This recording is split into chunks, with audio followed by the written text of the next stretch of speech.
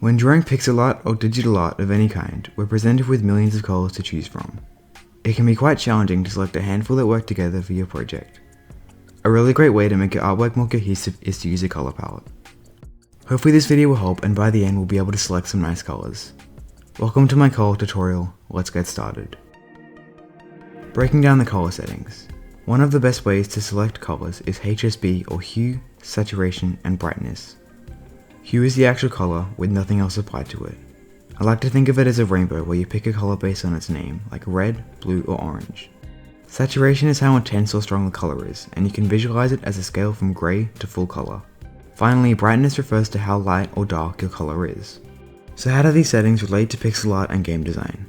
Well, cooler hues such as blue and purple can indicate calmness, green can indicate something natural, and the warmer tones can suggest more dramatic things.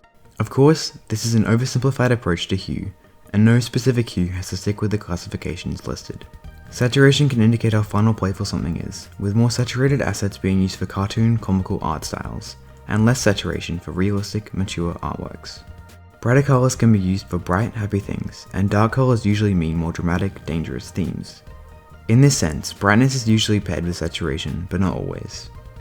Now we know what the color settings do, let's start picking some colors. Designing a palette.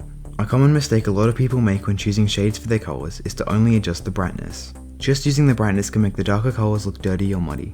To change this, we can saturate the colors as they decrease in brightness and desaturate them as they increase in brightness. But the most important change we can make is hue shifting. Hue shifting is changing the hue of the color as the brightness changes. Let's take this red palette for example. Because in the real world, highlights are more yellow and shadows are more blue, when hue shifting we can apply the same idea. Going up from the red, we go through orange and into yellow. Going down from red, it starts to become more purple. By hue shifting, your selected colors will look more vibrant as they get darker. And in a game or scene, having all the shades colorful usually looks a lot nicer. So generally speaking, try to shift your lighter shades towards yellow and your darker shades towards blue. Here are a few more examples. Your color palette could consist of a couple sets, one for each of the main colors you want to use. Now we have the color palette, we can refine it some more. We want to have as few unique colors as necessary to minimize double ups. A good way to retain cohesiveness and refine your color palette is to do something called color bridging. When you bridge colors, you make some of the colors on the highest and lowest ends of the spectrum the same, and this helps tie the sets together. Here's a drawing that uses a more beginner's palette, and here's a drawing with a few of the color rules applied. Okay, so we understand the basic rules and principles, but how can we use these to give our art a specific feel? Setting a mood.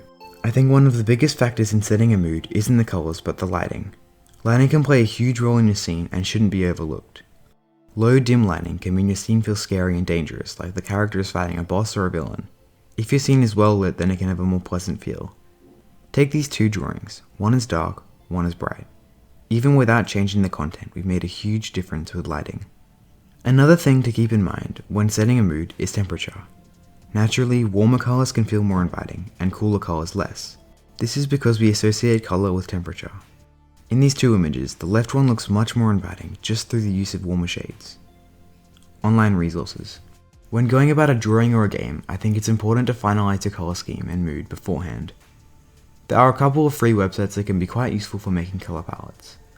The first is coolors.co, a free website for generating and finding color palettes.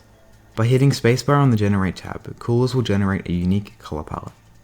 It won't take long for you to find a color palette you like, and when you do, you can export, save, or edit it. On the Explore tab, you can discover some of the best palettes made by other people. The next is lowspec.com, a pixel art centered website with hundreds of pixel-oriented palettes to choose from. If you're not comfortable making your own palette just yet, I highly recommend this site. Both are linked in the description.